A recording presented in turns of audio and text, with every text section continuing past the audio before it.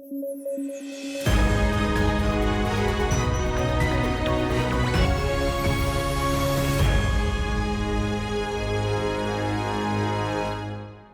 News at 9 programme में आपका स्वागत है। मैं हूं अमृत उपाध्याय। आइए जल्दी से देखें आज के हेडलाइंस। ज्ञानवापी के बाद सुर्खियों में भोजशाला। हिंदू फ्रंट ने भोजशाला में मांगा पूजा करने का अधिकार। राजा भोज को दिया जाता है श्रेय भोजशाला बनवाने का। पहली बार भारत में वायु गुणवत्ता को अल-नीनो और ला-नीना से जोड़ा गया। ठंड में उत्तर भारत से ज्यादा प्रदूषण दक्षिण भारत के शहरों में देखा गया। वैज्ञानिकों ने कहा अल-नीनो और ला-नीना के कारण हुआ हवा की दिशा में बदलाव।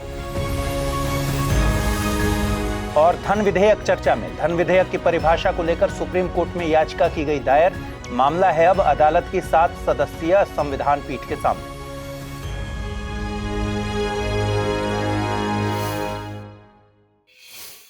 आइए खबरों की शुरुआत करें। हाल ही में ज्ञानवापी जिन कारणों से सुर्खियों में था, वैसा ही कुछ अब भोजशाला के साथ हो रहा है। यानी भोजशाला में पूजा होगी या नमाज अता की जाएगी, इस बात को लेकर विवाद छिड़ गया है। आपको बता दें कि भोजशाला मध्य प्रदेश के धार जिले में है। दरअसल Hindu front for justice trust ने भोजशाला के धार्मिक स्वरूप को तय करवाने के लिए हाईकोर्ट की शरण ली है और एक याचिका दायर की है। अब कोर्ट तय करेगा कि भोजशाला मंदिर है या फिर मस्जिद। याचिकाकर्ताओं ने हाईकोर्ट से मांग की है कि भारतीय पुरातत्व सर्वेक्षण यानी ASI को भोजशाला का सर्वे कराने को कहा जाए और वहां पूजा के अधिकार एक्ट का पालन कराया जाए। आपको बता दें कि कोर्ट द्वारा इसके पहले भी एक आदेश दिया गया था। आदेश में दिनों के हिसाब से तय किया गया था कि कब पूजा होगी और कब नमाज। जैसे मंगलवार को पूजा और शुक्रवार को नमाज का अधिकार दिया गया है। वहीं भारतीय पुरातत्व सर्वेक्षण ने कहा है कि साल 1902-3 में पुरातत्व सर्वेक्षण ऑलरेडी हो चुका है और किसी भी प्रकार के नए सर्वे की यहां जरूरत नहीं है। चलिए लगे हाथ समझते हैं पुरातत्व सर्वेक्षण की रिपोर्ट में क्या लिखा गया था। देखिए, ASI ने 1902-3 में भोजशाला का जो सर्वे किया था, उसकी रिपोर्ट तत्कालीन director general of archaeology GS Marshall ने बनाई थी और ASI ने हाईकोर्ट में भी यही रिपोर्ट प्रस्तुत की है। रिपोर्ट के हिसाब से रिपोर्ट कहती है कि भोजशाला के दीवारों पर प्राकृत और संस्कृत भाषा में कुल 2 पैराग्राफ में 82 लाइनें लिखी हुई हैं। इनमें भगवान विष्णु और कच्छप अवतार का जिक्र है। इसे राजा भोज और दरबारियों ने लिखा था। हालांकि रिपोर्ट में यह पता नहीं चलता या वो तारीख दर्ज नहीं है जब ये सब लिखा गया था। अन्य परमार कालीन राजाओं के भी टेक्स्ट भोजशाला के दीवारों पर दिखाई देते हैं। आइए अब थोड़ा इतिहास में और गोता लगाएं और परमार वंश, राजा भोज और भोजशाला के बारे में कुछ समझ लिया जाए। देखिए, जब 8वीं सदी खत्म हो रही थी और 9वीं सदी शुरू हो रही थी, तब मध्य प्रदेश के मालवा में एक नए राजवंश का उदय हो रहा था। यह राजवंश परमार राजवंश के नाम से प्रसिद्ध हुआ। परमार वंश के संस्थापक की बात करें तो इनका नाम उपेंद्र है। ये बेसिकली राष्ट्रकूट प्रतिहार वंश के सामंत थे और इनकी प्रारंभिक राजधानी उज्जैनी थी। बाद में धारा नगरी को इन्होंने राजधानी बनाया। इन्होंने 791 से लेकर 818 ईस्वी तक शासन किया। उपेंद्र के बाद परमार शासकों में सियक द्वितीय, वाकपति मुंज, सिंधुराज जैसे धुरंधरों का नाम आता है और हमारी आज की कहानी के जो मुख्य पात्र हैं वो है राजा भोज। इन्हीं सिंधुराज के पुत्र थे वो। राजा भोज मध्यकालीन इतिहास के एक बहुत ही इंटरेस्टिंग कैरेक्टर थे। राजा भोज ने 1000 ईस्वी से 1055 ईस्वी तक इस क्षेत्र में शासन किया और इनको परमार वंश ही नहीं बल्कि पूरे भारत के सबसे बेहतरीन शासकों में गिना जाता है। देखिए, अगर इतिहास में सबसे अच्छे शासकों की खूबियों की बात की जाएगी तो जाहिर तौर पर कुछ बातें सामने आती हैं, जैसे शासक ने युद्ध जीते हों और अपने साम्राज्य का विस्तार किया हो, इसके साथ ही आम जनता के लिए भी अच्छे कार्य किए हों। यानी शासक निर्माणकर्ता हो, संरक्षक हो और बाहुबली तो हो ही। राजा भोज इन सभी पैमानों पर खरे उतरते हैं। निर्माणकर्ता के रूप में देखें तो राजा भोज ने भोजपुर शहर की स्थापना की। यहीं पर प्रसिद्ध शिव मंदिर का निर्माण करवाया गया। इसी शिव मंदिर को मध्य भारत का सोमनाथ कहते हैं। राजा भोज ने धार में संस्कृत की पढ़ाई लिखाई के लिए विद्यालय की स्थापना की, जिसे भोजशाला कहा जाता है। यहाँ सरस्वती देवी की प्रतिमा स्थापित की गई थी। राजा भोज ने भोपाल में भोजताल का भी निर्माण करवाया था। राजा भोज के द्वारा ही एक विशाल बांध का निर्माण कराया गया था, जिसको साइक्लोपियन बांध कहा जाता था। बाद में इसी बांध को मालवा के शासक होशंग शाह ने नष्ट कर दिया था। इसके बाद ही राजा भोज ने चित्तौड़गढ़ में त्रिभुवन मंदिर का भी निर्माण करवाया था। वहीं अगर संरक्षक के रूप में राजा भोज को तौलें तो राजा भोज को शौर्य, काव्य, ललित कलाओं के संरक्षक के रूप में जाना जाता है। राजा भोज ने चिकित्सा, गणित और व्याकरण जैसे विषयों पर लगभग 23 ग्रंथों की रचना की है। इनमें से खास हैं समरांगण सूत्रधार, सरस्वती कंठाभरण, सिद्धांत संग्रह, विद्या विनोद इत्यादि। युक्ति कल्प तरु नामक ग्रंथ में वास्तुशास्त्र के साथ साथ कई वैज्ञानिक यंत्रों और इनके उपयोग का जिक्र मिलता है। राजा भोज के दरबार में धनपाल और उवत जैसे विद्वानों को संरक्षण भी प्राप्त था। अब बात करते हैं राजा भोज के तीसरे पक्ष की, यानी कि बाहुबल की। राजा भोज ने गद्दी पर बैठने के तुरंत बाद अपने चाचा मुंज का बदला लेने के लिए कल्याणी के चालुक्य वंश पर आक्रमण किया। भोज ने शिलाहार के काशीदेव को हराकर कोंकण को जीत लिया था। उड़ीसा में महानदी के तट पर स्थित आदिनगर के शासक इंद्रथ को भी हरा दिया था। राजा भोज ने त्रिपुरी के कलचुरी वंश के शासक गांगेय देव को भी हराया था और इसी जीत के साथ भारत को एक कहावत भी मिली। कहावत है, कहां राजा भोज और कहां गंगू तेली। लेकिन इस महान शासक का अंतिम समय कुछ अच्छा नहीं था। जीवन के अंतिम दिनों में चालुक्य शासक भीम और कलचुरी शासक लक्ष्मीकर्ण ने मालवा पर दो तरफा हमला किया। धारा नगरी तहस नहस हो गई और संघर्ष के दौरान राजा भोज मारे गए थे।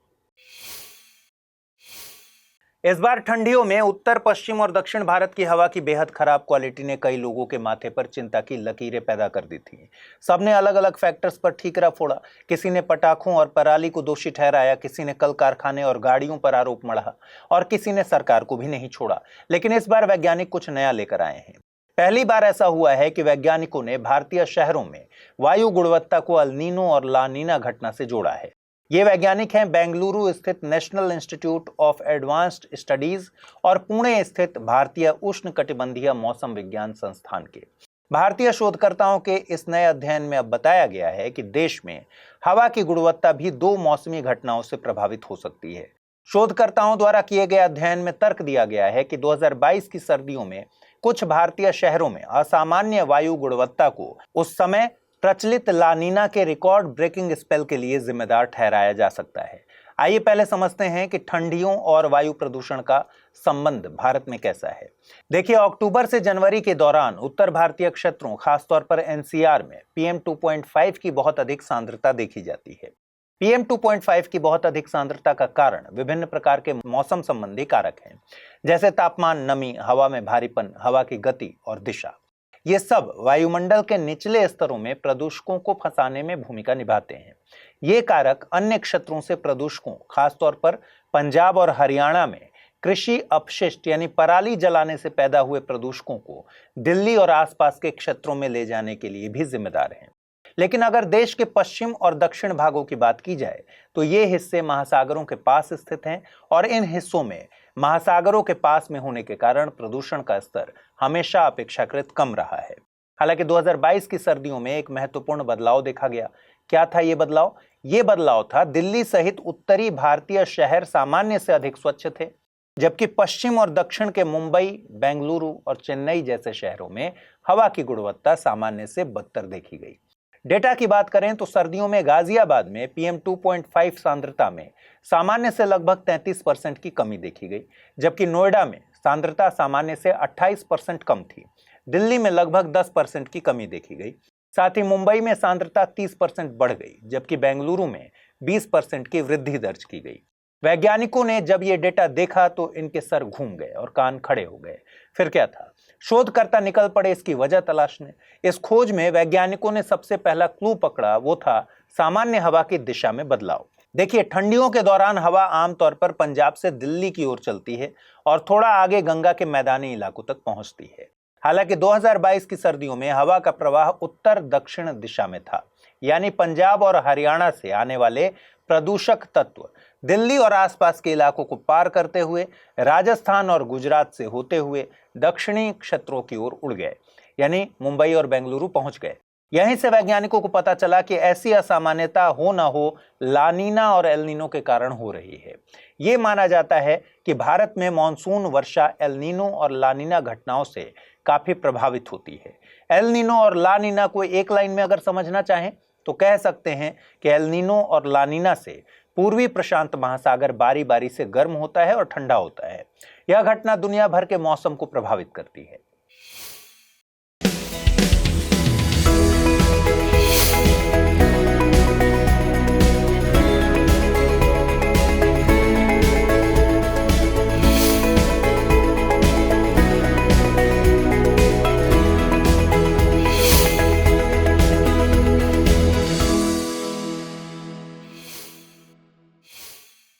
हाल ही में चुनावी बॉन्ड योजना को रद्द करने और 2018 में आधार अधिनियम को बरकरार रखने के फैसले सहित कई बड़े मामलों की पृष्ठभूमि में एक फैक्टर कॉमन निकल कर आया है और वो फैक्टर है धन विधेयक। हाल ही में सुप्रीम कोर्ट से एक महत्वपूर्ण प्रश्न को स्पष्ट करने के लिए कहा गया है। यह सवाल है कि यह धन विधेयक क्या होता है। यह मामला अब अदालत की 7 सदस्यीय संविधान पीठ के सामने विचाराधीन है। इस कानूनी सवाल का क्या महत्व है और ये क्यों उठा है, आइए समझते हैं। देखिए, धन विधेयक संसद द्वारा कानून बनाने के लिए एक त्वरित विकल्प प्रदान करता है। जब भी सरकार को ऐसा लगता है कि कोई बिल राज्यसभा में फंस सकता है और सरकार के पास राज्यसभा में बहुमत नहीं है, तो सरकार ऐसे बिल को धन विधेयक घोषित करवाकर कानून बनवा देती है। आपको बता दें, अनुच्छेद 109 के तहत धन विधेयक के रूप में पेश किए गए विधेयक को केवल लोकसभा से सहमति की आवश्यकता होती है और राज्यसभा के पास विधेयक पर विचार करने और सिफारिशों के साथ इसे वापस करने के लिए केवल 14 दिन का समय होता है। लोकसभा या तो इन सिफारिशों को स्वीकार कर सकती है या अस्वीकार कर सकती है और धन विधेयक को कानून बना सकती है। वहीं अनुच्छेद 110 में धन विधेयक की परिभाषा दी गई है। इसमें कहा गया है कि एक विधेयक को धन विधेयक के रूप में कहा जा सकता है यदि यह विशेष रूप से कुछ विषयों से संबंधित है, जैसे कराधान, भारत सरकार के वित्तीय दायित्व, भारत की समेकित निधि या आकस्मिक निधि आदि। इसमें यह भी कहा गया है कि कोई विधेयक धन विधेयक है या फिर नहीं, इस पर अंतिम फैसला लोकसभा अध्यक्ष का होगा। यह मुद्दा इसलिए भी इंपॉर्टेंट हो गया है क्योंकि संसद ने हाल ही में धन विधेयक के माध्यम से कई वित्त अधिनियम बनाए हैं, जिनमें धन शोधन निवारण अधिनियम 2002, PMLA, विदेशी योगदान विनियमन अधिनियम 2010 और लोक प्रतिनिधित्व अधिनियम 1951 जैसे कानूनों में संशोधन शामिल है। अब ये भी जानते हैं कि धन विधेयक को उच्चतम न्यायालय में कब चुनौती दी गई थी और क्या क्या तर्क दिए गए थे। देखिए, सितंबर 2018 में सुप्रीम कोर्ट ने आधार अधिनियम 2016 को संवैधानिक ठहराया था। याचिकाकर्ताओं ने दावा किया था कि आधार अधिनियम के कुछ हिस्सों को धन विधेयक के रूप में पारित किया गया था, जबकि इसमें ऐसे कई प्रावधान शामिल थे जो अनुच्छेद 110 के तहत बताए गए विषयों से संबंधित नहीं थे। इस मामले में न्यायमूर्ति अशोक भूषण ने सहमति दी थी। उन्होंने कहा था कि अधिनियम का मुख्य मकसद सब्सिडी और लाभ प्रदान करना है। चूंकि इसमें भारत की संचित निधि से व्यय शामिल है, इसलिए अधिनियम को धन विधेयक के रूप में पारित किया गया था। हालांकि उन्होंने ये भी कहा कि संविधान के अनुसार कोई विधेयक धन विधेयक है या फिर नहीं, इस पर स्पीकर का निर्णय अंतिम होने के बावजूद न्यायिक समीक्षा के अधीन हो सकता है। उन्होंने ये भी कहा कि अगर अदालत स्पीकर के फैसले के बाद यह आकलन नहीं कर सकती कि कोई धन विधेयक अनुच्छेद 110 की शर्तों को पूरा करता है या नहीं, तो यह अदालत द्वारा संवैधानिक प्रावधानों को नजरअंदाज करने और नजरअंदाज करने की अनुमति देने के समान होगा। इस मामले में न्यायमूर्ति DY चंद्रचूड़ ने असहमतिपूर्ण राय दी थी। उन्होंने कहा था कि आधार अधिनियम असंवैधानिक था। उन्होंने कहा, आधार एक्ट को मनी बिल के तौर पर पारित किया जाना संवैधानिक प्रक्रिया का दुरुपयोग है। इन्होंने बताया कि आधार अधिनियम में विशेष रूप से बताया गया है कि आधार का उपयोग केवल पहचान के रूप में किया जा सकता है और पहचान अनुच्छेद 110 के तहत धन विधेयक की परिभाषा में शामिल नहीं है। न्यायमूर्ति चंद्रचूड़ ने इस बात पर भी प्रकाश डाला कि एक साधारण विधेयक को धन विधेयक के रूप में पारित करने से कानून निर्माण में राज्यसभा की भूमिका सीमित हो जाएगी। कमेंट करके बताइए, क्या धन विधेयक का सरकार द्वारा दुरुपयोग किया जा रहा है या विपक्ष द्वारा जबरदस्ती अड़ंगा लगाने की परंपरा के कारण सरकार ऐसा करती है। चलिए आगे बढ़ें। भारतीय तटरक्षक बल यानी इंडियन कोस्ट गार्ड हर साल 1 फरवरी को अपना स्थापना दिवस मनाता है। भारतीय तटरक्षक बल ने भारतीय तटों को सुरक्षित रखने और भारत के समुद्री क्षेत्रों में नियमों को लागू करने में महत्वपूर्ण भूमिका निभाई है। ICG को औपचारिक रूप से 1 फरवरी 1977 को भारत की संसद के तटरक्षक अधिनियम 1978 द्वारा स्थापित किया गया था। यह रक्षा मंत्रालय के तहत काम करता है। इसके साथ ही भारतीय तटरक्षक बल दुनिया के चौथे सबसे बड़े तटरक्षक बल के रूप में जाना जाता है। लेकिन इन सब उपलब्धियों के बावजूद भारतीय तटरक्षक बल पर एक आरोप लग रहा है। आपको बता दें, 2009 के बाद से एक भी महिला इंडियन कोस्ट गार्ड में शामिल नहीं हुई है। इसी बात को लेकर महिला अफसर प्रियंका त्यागी ने सुप्रीम कोर्ट पर एक याचिका लगाई थी। याचिका में इंडियन कोस्ट गार्ड में महिलाओं के स्थायी कमीशन की मांग की गई है। मामले पर DY चंद्रचूड़ सहित 3 जजों की पीठ सुनवाई कर रही है। सुनवाई के दौरान सुप्रीम कोर्ट ने भारतीय तटरक्षक बल में महिला अधिकारियों को स्थायी कमीशन न देने को लेकर केंद्र सरकार को तगड़ी डांट लगाई है। कोर्ट ने सरकार से पूछा है कि क्या कोस्ट गार्ड में महिला अधिकारियों को स्थायी कमीशन दिया जाता है।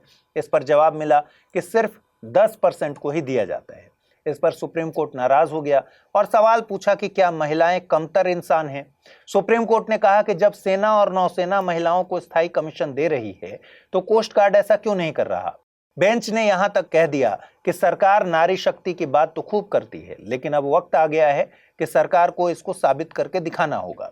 सुप्रीम कोर्ट ने सरकार से यह भी कहा कि सरकार इतनी पितृसत्तात्मक सोच क्यों रख रही है और कोर्ट ने सरकार से जल्द ही एक जेंडर न्यूट्रल पॉलिसी लेकर आने को कह दिया है ताकि महिलाओं को समानता का अधिकार मिल सके। इस मामले में सुप्रीम कोर्ट ने बबीता पुनिया मामले का भी जिक्र किया। दरअसल 2020 के बबीता पुनिया मामले में सुप्रीम कोर्ट ने माना था कि महिला शॉर्ट सर्विस कमीशन अधिकारी अपने पुरुष समकक्षों के समान स्थायी कमीशन की हकदार हैं। आइए अब जल्दी से देखें आज के बुलेटिन पर आधारित क्या है रैपिड न्यूज। हाल ही में हेनले पासपोर्ट इंडेक्स जारी हुआ है। यह इंडेक्स देशों को उनके पासपोर्ट की क्षमता के आधार पर रैंकिंग प्रदान करता है। यदि हम भारत की बात करें तो सबसे शक्तिशाली पासपोर्ट की रैंकिंग में भारत 85वें स्थान पर रहा। भारत की पासपोर्ट रैंकिंग पिछले साल की तुलना में एक स्थान नीचे खिसक गई है, जबकि फ्रांस ने 2024 के लिए हेनले पासपोर्ट इंडेक्स में शीर्ष स्थान हासिल किया तथा फ्रांस अपनी ranking Germany, Italy, Japan, Singapore और स्पेन के साथ साझा करता है। आपको बता दें कि यह ranking international air transport association से एकत्र किए गए आंकड़ों पर आधारित है, जिसमें विश्व भर में 199 विभिन्न पासपोर्ट और 227 यात्रा गंतव्यों को शामिल किया जाता है। इसकी शुरुआत 2006 में हुई थी। खजुराहो नृत्य महोत्सव की शुरुआत आज से मध्य प्रदेश के खजुराहो में हुई। इसका उद्घाटन मध्य प्रदेश के मुख्यमंत्री डॉक्टर मोहन यादव ने किया। इस प्रतिष्ठित नृत्य महोत्सव का यह 50वां वर्ष है। इस स्वर्ण जयंती वर्ष को खास और यादगार बनाने के लिए संस्कृति विभाग द्वारा कथक कुंभ के आयोजन करने का निर्णय लिया गया है। इसमें कथक नृत्य के 1500 से ज्यादा कलाकारों द्वारा सामूहिक नृत्य कथक कुंभ प्रस्तुत कर विश्व रिकॉर्ड स्थापित किए जाने का लक्ष्य रखा गया है। आपको बता दें कि खजुराहो नृत्य महोत्सव की शुरुआत वर्ष 1975 में की गई थी। भारतीय अंतरिक्ष अनुसंधान संगठन स्कूली बच्चों के लिए यंग साइंटिस्ट प्रोग्राम नामक एक विशेष कार्यक्रम का आयोजन कर रहा है। इसरो ने इस कार्यक्रम की रूपरेखा युवाओं को जोड़ो प्रतीक के साथ तैयार की है। विद्यार्थियों का चयन सभी राज्यों और केंद्र शासित प्रदेशों से उनकी पिछली परीक्षा में प्राप्त अंकों और अन्य गतिविधियों के आधार पर तय किया जाता है तथा कक्षा 9 में पढ़ने वाले विद्यार्थी इस कार्यक्रम के पात्र होते हैं। इस पहल का मुख्य उद्देश्य युवा विद्यार्थियों के लिए अंतरिक्ष विज्ञान, अंतरिक्ष प्रौद्योगिकी और अंतरिक्ष अनुप्रयोगों पर बुनियादी ज्ञान प्रदान करना है। इसकी शुरुआत 2019 में की गई। हाल ही में भारत ने ब्राजील और दक्षिण अफ्रीका के साथ मिलकर स्थापित गरीबी और भूख उन्मूलन निधि में 10 लाख अमेरिकी डॉलर का योगदान दिया। इस निधि से विकास के मामले में पिछड़े तमाम देशों में रहने वाले लाखों लोगों के जीवन पर सकारात्मक असर पड़ेगा और यह दक्षिण सहयोग की भावना को मजबूती प्रदान करेगा। आपको बता दें कि गरीबी और भूख उन्मूलन के लिए भारत, ब्राजील, दक्षिण अफ्रीका निधि की स्थापना मार्च 2004 में तीनों देशों ने संयुक्त रूप से की थी। इस निधि का उद्देश्य ऐसी अनुकरणीय और लक्ष्य आधारित परियोजनाओं की पहचान करना है जिन्हें विकासशील देशों में मांग के आधार पर चलाया जा सके। प्रतिवर्ष 20 फरवरी को विश्व सामाजिक न्याय दिवस मनाया जाता है। इस वर्ष की थीम अंतराल को पाटना, गठबंधन बनाना रखी गई है। विश्व सामाजिक न्याय दिवस को मनाने के पीछे मुख्य उद्देश्य सामाजिक अन्याय के खिलाफ आवाज उठाना और अंतर्राष्ट्रीय स्तर पर विभिन्न समुदायों को एक साथ लाना है तथा इसके द्वारा कई देश एक साथ मिलकर बेरोजगारी, गरीबी, जाति भेदभाव, लिंग और धर्म के नाम पर बटे लोगों को एकजुट करने की कोशिश करते हैं। आपको बता दें कि 26 नवंबर 2007 को संयुक्त राष्ट्र महासभा इसे मनाए जाने की घोषणा की गई तथा पहली बार 20 फरवरी 2009 को इसे मनाया गया था। आइए अब जल्दी से देखें आज के बुलेटिन पर आधारित क्या प्रश्न बन सकते हैं। पहला सवाल है, धन विधेयक की परिभाषा किस अनुच्छेद में दी गई है? अनुच्छेद 109 में, अनुच्छेद 110 में, अनुच्छेद 111 में या फिर अनुच्छेद 112 में? अगला सवाल है, मध्यकालीन ग्रंथ युक्तिकल्पतरु के बारे में दिए गए कथनों पर विचार कीजिए। इस ग्रंथ में वास्तुशास्त्र के साथ साथ कई वैज्ञानिक यंत्रों और इसके उपयोग का जिक्र मिलता है। इस ग्रंथ को राजा भोज द्वारा लिखा गया था। ऊपर दिए गए कथनों में से कौन सा या से सही है या है? केवल एक, केवल दो, एक और दो, दोनों? कोई भी सही नहीं है। अब आइए देखें पिछले बुलेटिन में क्या प्रश्न पूछे गए थे, उनके सही जवाब क्या है। पहला सवाल था, भूत तुल्यकालिक उपग्रह प्रक्षेपण यान मार्क 2 GSLV मार्क 2 के संबंध में निम्नलिखित कथनों पर विचार करें। यह चौथी पीढ़ी का 4 चरणों वाला प्रक्षेपण यान है जिसमें 4 तरल स्ट्रैप ऑन है। स्वदेशी रूप से विकसित फ्लाइट प्रोवेन क्रायोजेनिक उच्च चरण GSLV मार्क 2 का तीसरा चरण है। ऊपर दिए गए कथनों में से कौन सा ऐसे सही है या है? केवल एक, केवल दो, एक और दो दोनों, कोई भी सही नहीं है। सही जवाब है ऑप्शन बी, केवल दो सही है। अगला है, दुनिया के पहले लकड़ी के उपग्रह लिग्नोसैट प्रोब को अंतरिक्ष में लॉन्च करने के लिए किन 2 अंतरिक्ष एजेंसीज ने हाथ मिलाया है? नासा और जाक्सा, नासा और इसरो, इसरो और ईएसए या फिर नासा और ईएसए। सही जवाब है ऑप्शन ए, नासा और जाक्सा। तो आज इस बुलेटिन में इतना ही। कल रात 9 बजे आपसे मुलाकात होगी। ख्याल रखिए अपना, ठीक से पढ़ाई कीजिए। इस बुलेटिन को जल्दी से लाइक कर दीजिए। और अगर आप इस बुलेटिन की PDF हासिल करना चाहते हैं तो अमृत उपाध्याय 007 टेलीग्राम चैनल है जिस पर इसकी PDF रोजाना मिलती है। साथ ही आज पूछे गए सवालों का जवाब भी देना है कमेंट बॉक्स में, ध्यान रखिएगा। नमस्कार।